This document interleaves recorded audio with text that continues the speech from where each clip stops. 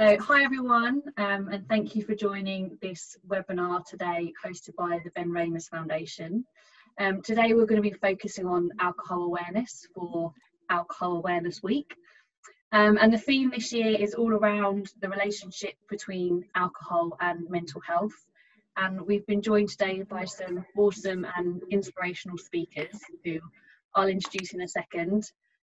But the purpose of this is just to share some personal stories and some advice for anyone and other people that are going through any struggles around alcohol. So the three people that we've got here today, the first one needs no introduction, Lucy Raemers. Hey Luce. As everyone knows, my cousin, Ben's sister, and the absolute catalyst behind setting up the Ben Raemers Foundation. I can safely say that this girl will never realise or accept how many people she has saved already by creating awareness. So Lucy today is going to share that personal story behind Ben and his relationship with alcohol, as well as some of her own relationship with it as well. So thanks Luce for speaking. And then we're also joined by Alex Irvine. So Alex has been shooting skateboarding for around 2 decades, first starting in Scotland before relocating to London to take on the role of editor of Kinpin magazine. I hope I said that right. And later he launched the O of London series with the makers of the Parish Yearbook, and he's also currently studying psychology at the University of Greenwich. And again, Alex is here to share his personal story as well. So thank you, Alex. Hello. For joining us. And last but not least, we've got Dave Noble. So Dave, you've has multiple years of experience with addiction, mental illness and behavioural disorders. And he's also worked alongside some amazing organisations in this field, working as a creative consultant, recovery coach, case manager and training developer. So before we start, just a huge thank you for all of you joining and supporting the Ben Raemers Foundation. It's an honour. So to kick off, we'll start with you, Luce. So can you just share a little bit around Ben's relationship with alcohol and that link to his own mental health as well? Yeah. So, I mean, Ben, he's always, I think looking back, he's always battled some mental health problems. Our mum suffered with alcohol addiction for the best part, I mean, most of our lives really. And it got really bad towards the end of Ben's life. So I think him constantly having that in the back of our heads and seeing our mum battle it definitely played a huge part on his mental health. And, you know, with that, obviously with Ben's job being a skateboarder, he didn't really have any routine, and unfortunately with the skateboarding culture, it is very much drink, take drugs, sometimes party, skate, trips. There's no set routine, and I think unfortunately Ben going on them and having his own battles of mental health, all these factors that came in, and then our mum things all kind of played a part into him unfortunately falling down a trap of having his own alcohol problems. You know, I spotted signs. I started seeing signs when we were younger, especially when, you know, I think when he turned 18. You don't really put people in a box at that age of having alcohol problems at 18, because it's kind of the done thing, isn't it? You know, and especially in skateboarding, it's not, you don't really look at it and think, Christ, this is a problem. You think, okay, cool, he's kind of hitting 18, this is when you go partying. Actually, I think seeing for myself, seeing what Ben was actually battling, there was such a deeper level, which I knew it wasn't just a partying thing, it was masking something. Yeah, like I say, he'd go away on skate trips, he'd come back, and then there was no routine there for him. So the only thing he could fall into was really meeting up with friends. He had all this free time, or sitting in the pub.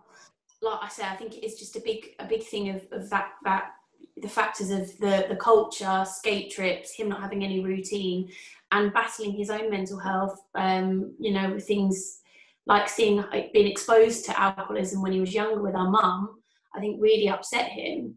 And like so when I used to come to London, I used to see Ben all the time, but I'd come up for weekends and I'd come and see him, and it'd be very much like, what should we do? Okay, cool, let's go to the pub. But I'd say I'd been working all week, and then it'd be a weekend, so it wouldn't be abnormal for us to go to the pub or spend the weekend partying. But then what I didn't really see was that actually that was Ben's life all the time. There was no break from that. He had no work in between. That was just Ben. And we'd party together, and I'd be watching him, and it wouldn't just be having some drinks and having a good time. He was never really having a good time with it anymore. He was lashing out, he was being uncontrollable, and actually really difficult to be around. And I'd have to distance myself from him sometimes because I just thought, I can't handle this. But actually, it was him drinking, things getting heightened, and it all coming out when he drank. But he was just in that circle of feeling really awful about battling loads of demons, drinking to mask it, and then behaving really badly with it because it had a complete opposite effect. And I just think I instead of me actually sitting down with him, and I think saying to him, this is, somewhere in this has to really stop, and really pushing for it, I didn't ever want to upset him and make him feel embarrassed or uncomfortable being put in a box that our mum was in, because I know how much that upset him. But Jesus Christ, if I could turn back time, I would sit through a million awkward conversations if it meant having my brother still here. It's when we don't ask these questions is when there's a problem. And a couple of times Ben would really drop, and he'd have his episodes of when he'd say I'm feeling suicidal. We'd have a really dark stage, and then he'd wake up the next day. Drink would have always been involved in it, and the next day he would want to just sweep it under the carpet. And so I think when those conversations happened the next day, I'd be really upset, and then he'd just kind of go back and be like, right, well, I won't talk about it again. So we could never get to a point in a conversation where I think I should have sat him down and really just pursued it. But the bottom line is you can't help someone unless someone helps themselves. But Jesus Christ, you can try. But I think, with this conversation we're having now, like only good is going to come of it. And if it's one thing, if I can say one person from it, then definitely some good has come out of such a harrowing situation. So yeah, that's my story on Ben. How has your relationship changed with alcohol since before Ben and since losing Ben? Has it changed for you at all from that experience of Ben? Yeah, absolutely. I definitely I battled I was definitely like I'd call functioning alcoholic for years.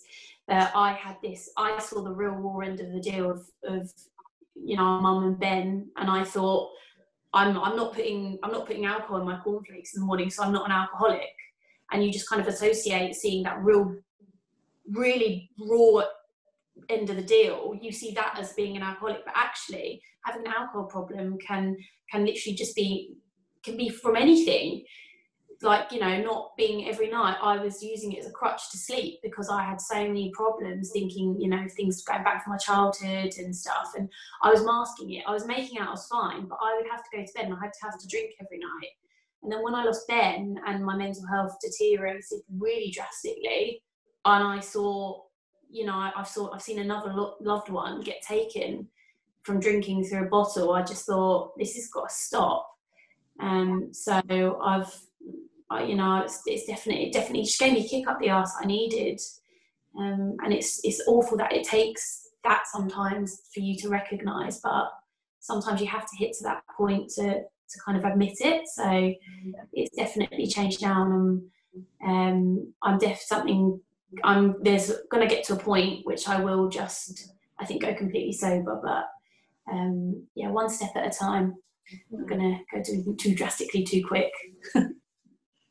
And I'm a hand-front witness of you have changed so much of your relationship with alcohol, and in such a short space of time. So you should feel very proud, and you're right, it's one step at a time. So you're doing great. Thanks, Lucy. Alex, we just go to you next. That sounds great. Do you mind just sharing with us your personal story and relationship with alcohol in your words? Yeah, sure. So, I mean, I started drinking same as everyone else probably in the UK too early, before it's kind of legal at least, and that kind of stuck with me for the majority of my life. Really, I've only been kind of sober for 2 years nearly, or January will be 2 years. So I'm kind of relatively new to not drinking, which is quite a weird thing to say. Yeah, so I don't think it's anything particularly unique in my story. You know, I grew up wanting to kind of leave where I was living to go skateboarding, hang out with people that skateboarded, and drink was kind of tied up within that. And it's kind of, for me, up until recently, has been really kind of intermeshed and difficult to kind of separate out anyway. And certainly my experiences being a photographer, being invited on trips, making trips happen, and then coming home and maybe not having a structure. Some of the kind of idea to what Lucy was echoing about Ben's kind of lack of routine almost. You know, my work was done and then I would come home and there would be no kind of 9 to 5 filling in the time. It was working on a computer doing whatever and drinking kind of, I felt like it, and often I felt like it, and my friends often felt like it. And I think it's part of the problem is it's tied in with this kind of idea of fun, and it is, you know, it was fun for me. What really kind of changed more latterly was my change to becoming a father, having a house, and meeting my wife, and that kind of changed my perspective a little bit. Prior to that, when I moved down to London 10 years ago, 11 years ago, whatever, I was kind of out of my comfort zone, and I think I was working too much because I had kind of taken on this new job, and I was really kind of focused to try and get a handle on it, and my spare time was spent drinking to fall asleep, and that kind of took up a good kind of year or two when I first started moving to when I first started working down here. Sorry. You know, and it's always kind of been there within working in skateboarding anyway. Outside of the actual drinking, you know, I'd be writing stories about the excuse me, writing stories about the trips we'd be going on, and almost kind of making this kind of holy grail of the trip, you know, like, oh, we had such a good time, and it always comes back to drink. I mean, weirdly, in skateboarding, there's far more that goes on trips, you know, like stuff you can't write about, you know, drug use and all manner of like mischievous behavior. But alcohol is kind of, it's okay, it's sanctified, it's something that's kind of accepted within this kind of the rebellious culture of skateboarding. And you know, I felt comfortable with that, and I think, you know, looking back on it, I wish I'd probably not said so much about it in a kind of positive light. But at the time, it was a positive thing for me, you know. Yeah, jumping back to what I said about kind of the change for me was becoming a kind of father and a husband, and priorities changing quite drastically, and kind of having this sense that I needed to change my behavior. But that was fine, but I couldn't do that. And something that Lucy actually said already was the kind of the problem aspect of it. I didn't really see it as a problem until it got to the point where I really kind of wanted to change something, and then I realized, actually, no, okay, maybe it is a bit of a problem. You know, my idea of a problem, same as a lot of people, is, you know, not making it into work, shitting your pants, you know, drinking when you wake up, that kind of thing. And you know, for me, the drinking problem was that I couldn't stop the drinking. You know, it wasn't that I was drinking in strange times of the day or anything, but for me, it was definitely, it was always there. It was something I relied on in an evening. You know, three or four beers, not much, not doing anyone any harm. That kind of mentality really was persistent to the point of me trying to impose rules on myself to kind of stop, and then breaking my rules and reinforcing the kind of decisions I made within that by kind of catastrophizing it and going, well, you know what, like I said I wasn't going to drink till Friday, but I started drinking on Wednesday. It's someone's birthday, I'll make sure I go out for that and I'll have the drink, and then I'll have a drink on Wednesday, I'll drink on Thursday, I might as well because Friday's coming. And it's kind of, and then the cycle begins again the next week, and trying to stop and failing and kind of drinking, and it really became this kind of comic, looking at it in hindsight, it's quite comical kind of battle, because it's me I'm fighting against, and I still can't win. So yeah, it took me a long time to try and get to terms with that. And I think I still don't feel like I had a drinking problem in the kind of classic sense. And I think that's part of the kind of the social construct of, certainly in Britain. I mean, I think it's not much different in somewhere like Germany, where I spent quite a lot of time doing trips, in France as well. I've got friends there, and the culture around skateboarding was the same. It was go skateboarding, drink on someone's floor, wake up, go skateboarding, drink, sleep on someone's floor, and you just change the location, and it's still fun, but you're having this kind of repetitive kind of structure to your life. And I think it's quite hard to shift. But yeah, certainly in the kind of the social aspect of growing up in the UK, it doesn't feel abnormal to be doing that. And I think I'm not trying to blame it on society, but I think it's definitely kind of factor for me anyway. So yeah, I mean, it was my own personal battle with alcohol. Not particularly like salacious or like, oh my gosh, like, he recovered, he came back from the brink, but it was all the same, really difficult for me. So yeah, I mean, it's been, I think in January's 2 years, and I feel like I have never drunk. It seems really strange now to look at it. Like, I can't believe I was kind of that kind of, how do I say it? I was that kind of mesmerized by it that I couldn't see anything. Everything kind of revolved around it, I'm going to go to the shop and get milk because we need milk for tea. Yeah, sort of, maybe. And then, okay, I'm down the booze aisle. Well, I said I wouldn't drink, but I can stand it. I would just get 3. Like, I've had a hard week, you make the excuse, you buy it. I might drink more than 3, so I'll buy 6 because that's cheap. It's a deal, so I'll get that. And then you drink 4, and then you're like, oh, well, I've got 2 left. The next day, I'll go and buy another 3 because 2's not enough. And you get stuck in this kind of cycle, and you're making excuses about going to the shop, and you're making excuses about going out for birthdays when you maybe didn't have to, and you're looking forward to the weekend and willing the kind of middle of the week away. And that kind of became quite a repetitive pattern for me. And I think that was the most difficult thing to break in the end, was the kind of, when I would succeed, I would kind of reward myself by drinking. Yeah, it's just a good. When I didn't succeed, I would kind of console myself, catastrophize by drinking. So it was this kind of, it was a double-edged thing, and I really kind of, very hard. But I applaud anyone who makes an effort to do something they want to do differently, and I definitely wasn't comfortable where I was, and I'm kind of happy to now be not there. But who knows what comes in the future. You're doing amazing, Alex. Amazing. Yeah, man. And I think that's such an important message around those sort of behaviours and those day-to-day little habits that just feel so normal, and such an example there of where you think, an alcohol probably is someone that reaches for the bottle straight away in the morning and can't go to work, but it can be those sort of habits and relationships that are also triggers as well.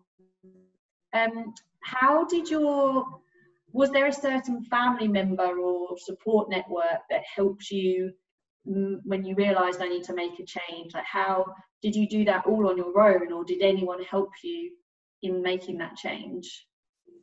Yeah, I mean, in my household, my wife's the only one of kind of old enough to, I'm not going to tell you how old, she's the only one old enough to on what I'm doing. So yeah, but she was really supportive. Not so much in the sense of kind of kind of saying, oh, well done, you're doing really well, you've had a few days not drinking, blah, blah, blah, but more so just kind of listening to me deal with it, you know. And I think probably the first 3 months, I wouldn't have been very nice to be around. It was almost a bit of a kind of like an altered state of consciousness. I was just kind of like, what am I doing? You know, like, I've got to drink some water, drinking tea, and like really quite scary that I was actually that affected by it. But I was, you know, it was so ingrained in me. I think the kind of the need to have something in my hand to drink. You know, I was drinking, I don't know, 10 cups of tea a night, pints and pints of fizzy water, anything to just kind of try and kind of take its place, you know. So yeah, she was really supportive in that respect of kind of being with me when I was being that much of a potential nightmare to be around.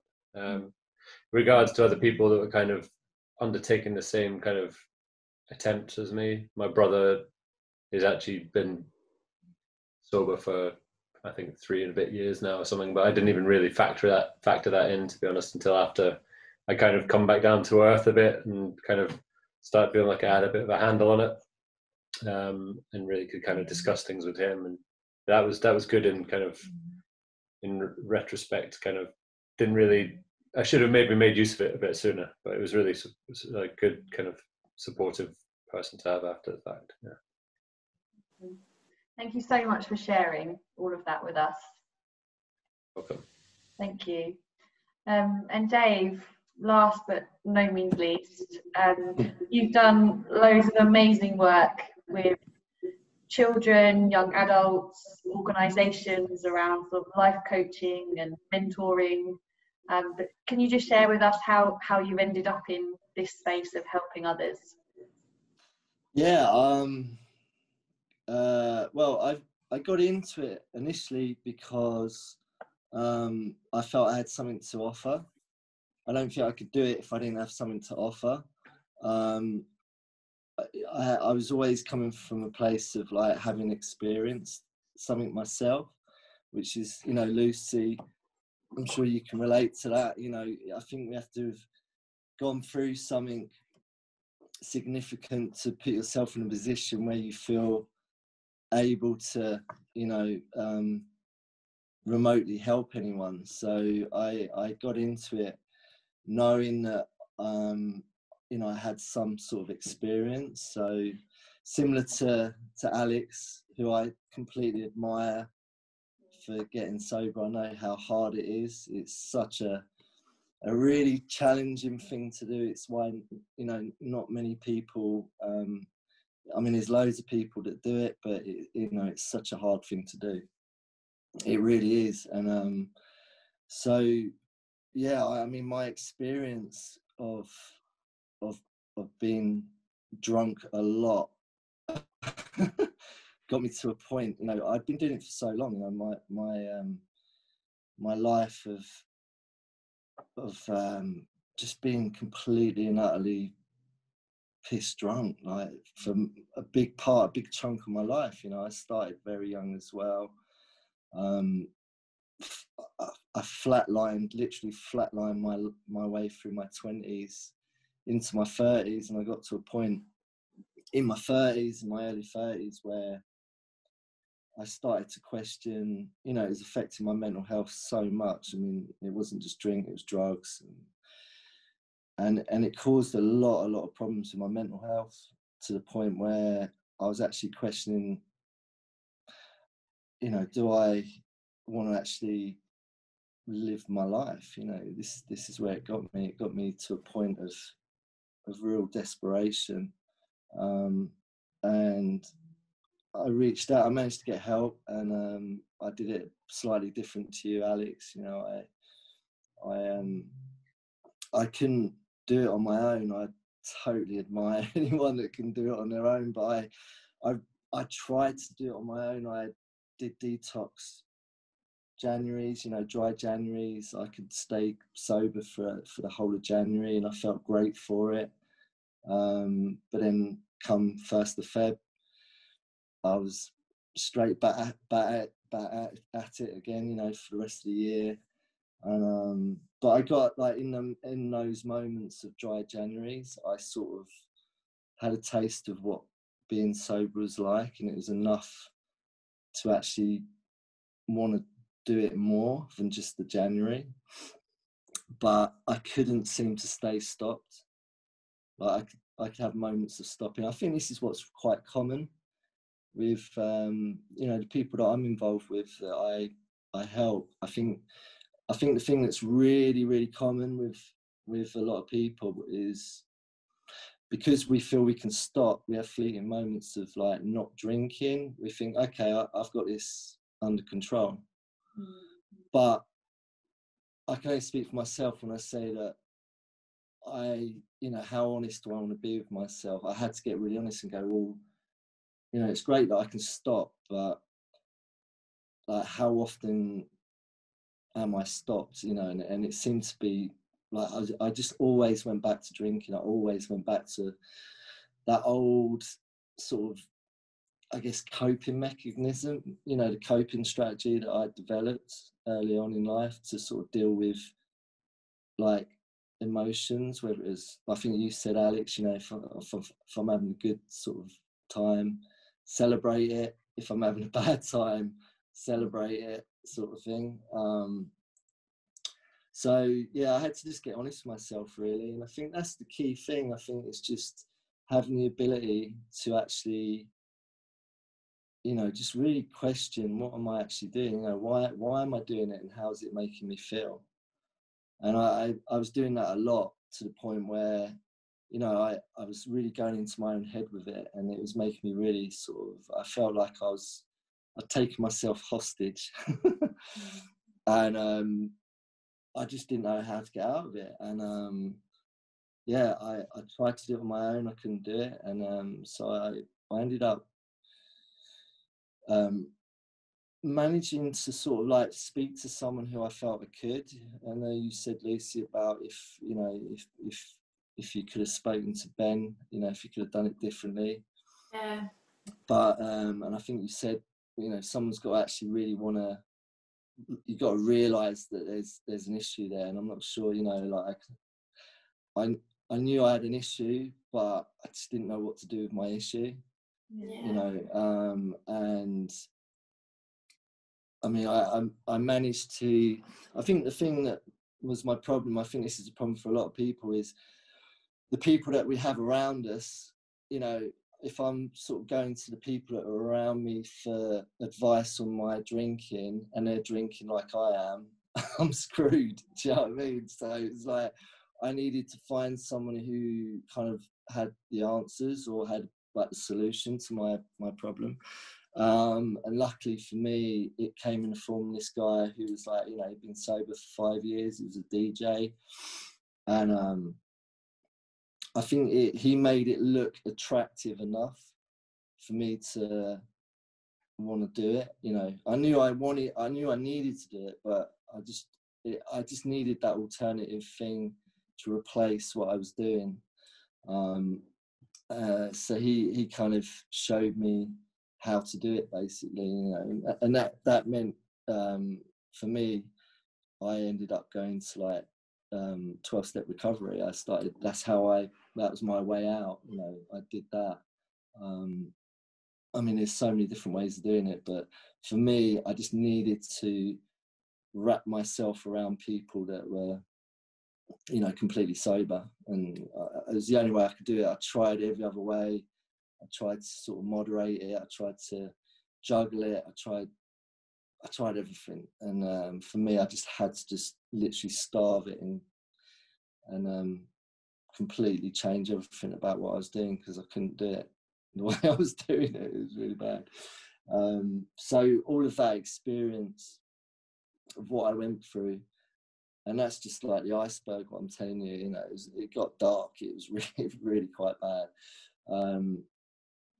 It was with that experience that I don't know. I didn't get into sort of doing what I'm doing now straight away. I was, I used to do hair. I used to style hair. I used to, be in the creative industry, and I had an opportunity to go and work for a charity that was similar to Ben Raemers Foundation, you know, very similar charity. And I had the opportunity to go in and share my experience with people, and it's through that I then started to do the work I'm doing. I got a taste of it. I think for me, the best thing that I've gained from what I'm doing now is really understanding and learning about how to live my life now in a way where I can manage my life without having to do the things that I used to do, and understand how to do that. And for me, there's no better way of doing that than, you know, studying. I took it really seriously. It's like, I really want to know, you know, how my mind operates, and you know, how I can share that information with other people, you know. So I'm very lucky to be in a network of people. I mean, there's so many people out there who are doing this sort of like amazing work. There's so many people. I think I was saying to you, wasn't I, Lucy, the other day? Yeah. Like when you go through your own adversity and you face your demons, and you suddenly come into this arena where you're in this like support network of people, you suddenly find yourself rubbing shoulders with like some of the most inspiring people you'll ever meet. And if you've got those sort of people in your life, you only need one sort of person like that, whether it's your wife or, you know, whoever it is. You just need someone. You need a wingman who gets your shit, and that's it. And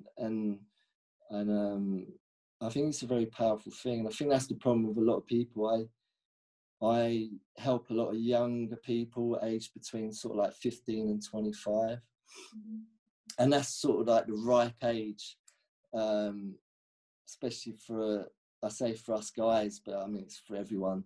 You know, it's that age where, especially in the skate industry, that's like it's like the prime age sort of chapter, where it's just to be sober, or to not even be sober, to be able to moderately use alcohol in a healthy way is really, really freaking hard, especially in this country, you know what I mean, because of the culture. So anyone that's doing it, I mean, I know people that are like 16, 17, 18, 19, they're skaters in London, sober, don't even drink, don't touch drugs, don't smoke, nothing. I mean, it's unheard of. So I think it's just bringing awareness and showing people that it is possible. And I'm really pleased to see now that like not just the skate industry, but like in general, that a lot of people are now showing an alternative to, you know, that there is people living in this sort of way, you know, in a more healthy, balanced, stable way, in a happier way. I stopped skating. Skating saved me when I was a kid. When I found a skateboard, it was like, oh my God, I can express myself with this wooden toy, and I can go away and just, it's escapism. And when I started to get into the drink and the drugs in a big way, I stopped doing it. And as soon as I got sober, back in 2009, I got sober, I started skating again, you know. And so I don't know, it's just I've noticed that there's more people now showing that it is a dumb thing. It'd be really good to have one of the teams on Thrashers King of the Road, like a sober team, maybe. Show them how it's done, sort of thing. Yeah. But Pipe dream. yeah. What just one question for you, Dave. What you mentioned about when someone realizes I need to get out or I need to change, and they've got to find that wingman or that wing person. Mm-hmm. What advice would you give to people that if they have a friend who they can see is trapped or can't get out or doesn't have a wingman, what advice would you get to sort of help them onto that path? Because I think everyone can probably relate or has someone that they know that is in that bubble. Oh man, yeah. I mean, everyone does, yeah. I mean, it's a tough one because there's that saying, you know, you can take a horse to water, but you can't make it drink it. Now, I believe, I mean, for what I do for work, that if you make the water look good enough to drink, they'll drink it. So it is very hard to get someone to do something they don't want to do. You know, had you, Lucy, gone and had that conversation with Ben, you don't know, you know, whether he would have been up for it, you know, and then to talk. He's pretty bloody stubborn at times. Yeah, you know how people can be stubborn. So I had enough people do it to me, you know, like saying, you know, whether it's girlfriends or whoever, saying, you know, Dave, man, you know, this isn't good, you need to change, whatever, rah, rah, rah. And I would answer it by, yeah, I know, you know, yeah, I know. And but I didn't know, because if I did know, I would have done something about it. So it's a tough one. I think if you're anything like me, we feel judged when people, you know, pull us to one side, say, hey, you know, that thing you're doing, you know, if you ever thought about sort of changing that? So it's a really hard conversation to have. I think the best thing that you can do with someone is to just, it's all about just loving them unconditionally. I know it sounds very sort of like, but it's true, you know, it's letting them know that you're there for them and keep that communication thing going. Because, you know, I think there's a saying in the world of treatment that I know of, which is, you're as sick as your secret. And so I think it's all about having a voice and being able to sort of talk about what's going on for you, and it takes the power out of it. But I believe I'm personally, I've got proof, you know, I've got a lot of people that I've worked, and I have done intervention work where, you know, you go and see someone and you think, right, okay, I mean, I always have the hope that I can get someone, point them in the right direction and get them on a good path. And I've got proof that you can do it. I think what it is you've got to give them an alternative to what they're doing, which is attractive enough for them to want to do it. Because if it's not, if they don't think it's worth doing, they won't do it, you know. And unfortunately, when we're talking about getting sober, when I was like you, Alex, exactly the same, it wasn't all bad. I used to love it, you know, and that was my problem. I used to love it. And I think it has to stop working for you. If you're at a point where you really recognize this shit, like, this is not serving me anymore, it's not fun, like, you know, I've got the evidence there that it's not working, you know, then I think you've got a higher, greater chance of, you know, getting them out of it. I think I totally agree, actually, Dave. I mean, first of all, you need to want to do it, right? That's the that's the clincher. And if I'd have come to me when I was younger and said any of what I'm saying now, no, yeah, you know, like, and this is one of the conversations I actually had with my brother, and he said the same thing to me. I'm sure he won't mind me saying it here. He said he never used to trust people if they didn't drink, and he said that to me, and I was, yeah,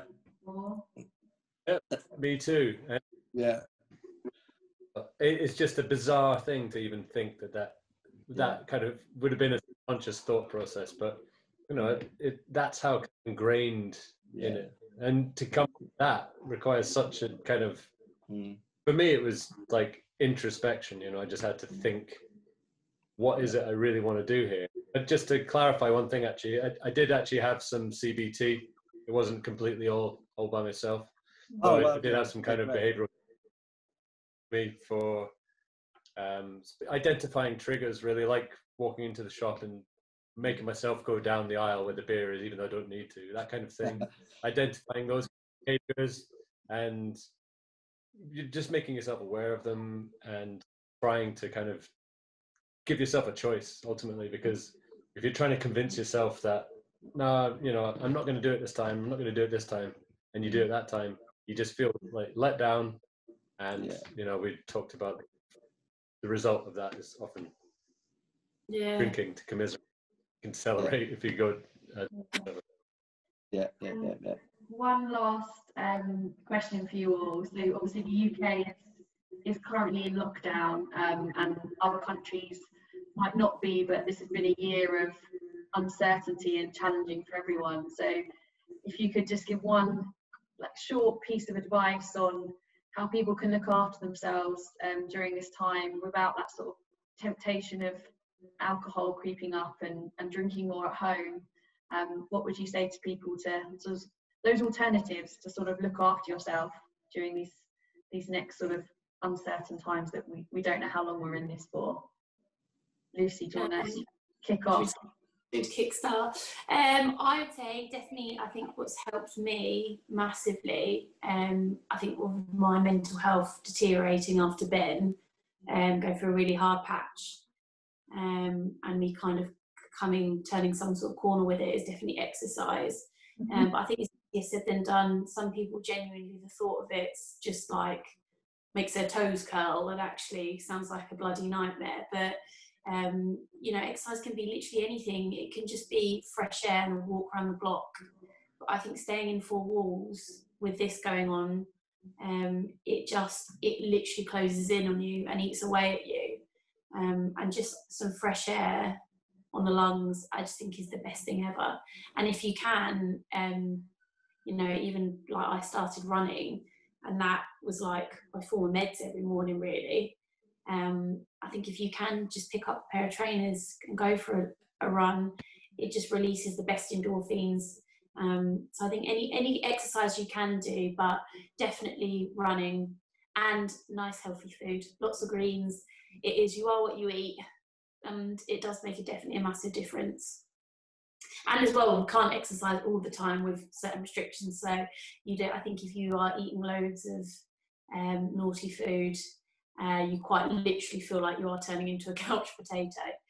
So lots of nice food and a bit of exercise is probably the best advice. Look after your faces. Alex, what would your piece of advice be, or alternative? Well, it's not so much an alternative. I suppose it's a variation of what kind of Lucy said.